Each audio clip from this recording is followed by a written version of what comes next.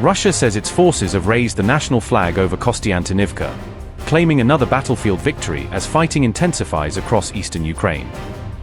Ukraine says relentless Russian attacks are taking a devastating toll, with President Zelensky condemning Moscow's latest battlefield gains and heavy bombardment.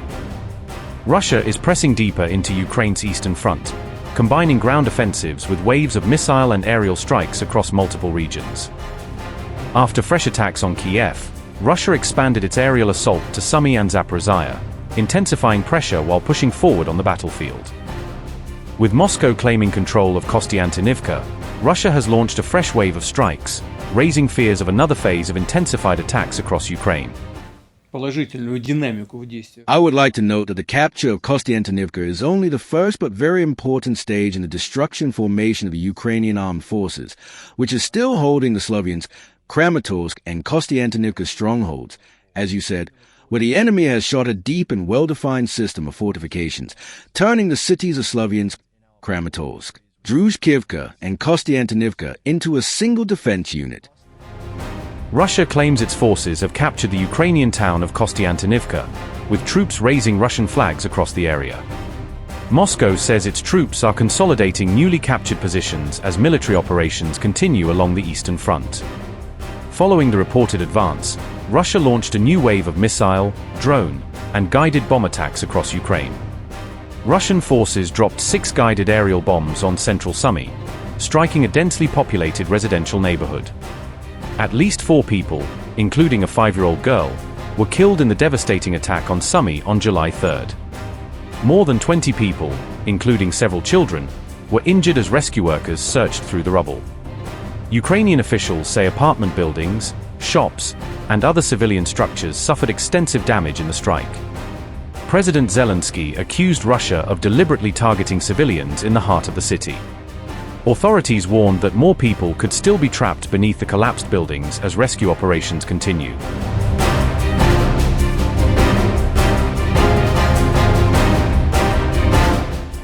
Russian strikes also hit Zaporizhzhia, setting a 9-story residential building on fire. At least 2 people were killed, while dozens of residents were evacuated from the heavily damaged building. Firefighters battled the flames as rescue teams searched through the destruction for survivors.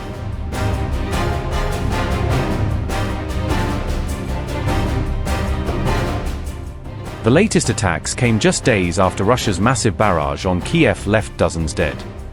Kiev says Moscow is combining battlefield offensives with long-range strikes in an effort to weaken Ukraine's defenses.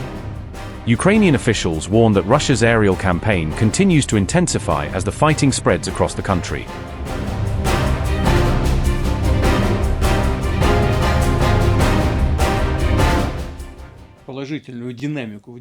I would like to note the positive dynamics in the actions of our troops, the increasing pace of the offensive of the Union and military units of the Russian armed forces along the entire front line.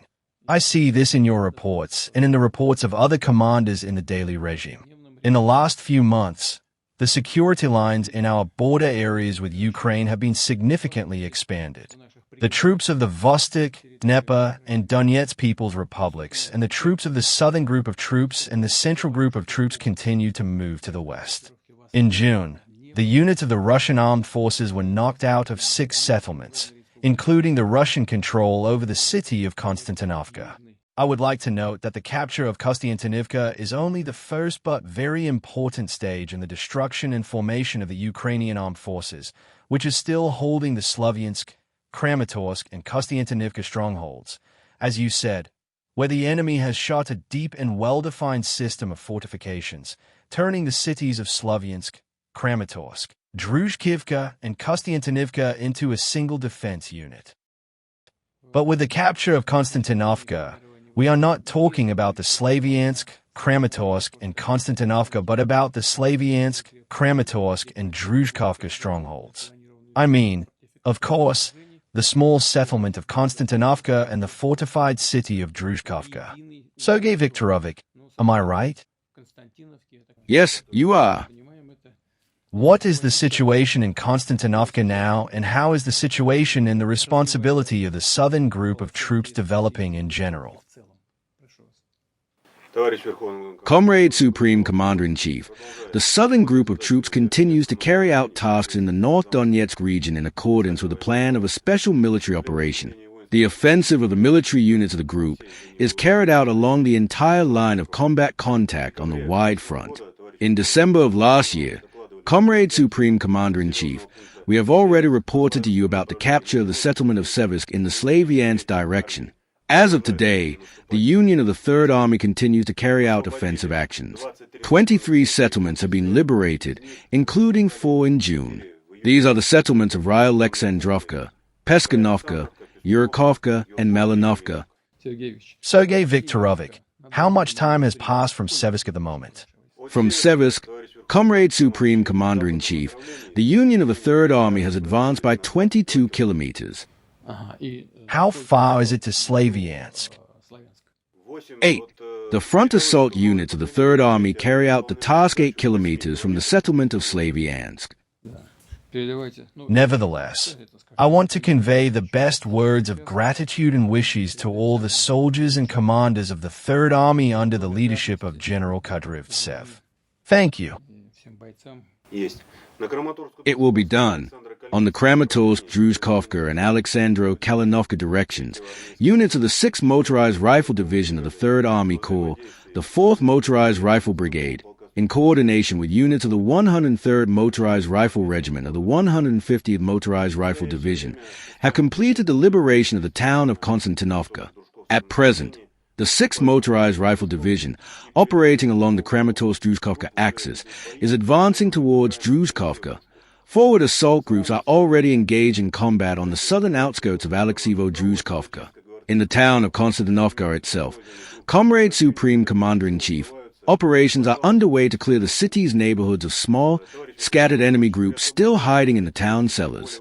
Comrade Supreme Commander-in-Chief, during the liberation of Kostyantynivka, the military units and subunits of the 4th Separate Motorized Rifle Brigade under the command of Major General Anton Felixovich Grunis and the 6th Motorized Rifle Division under the command of Colonel Alexander Viktorovich Katakin were the most successful. Comrade Commander-in-Chief, the 4th Motorized Rifle Brigade during the fighting in Kostyantynivka advanced to the left side of the city.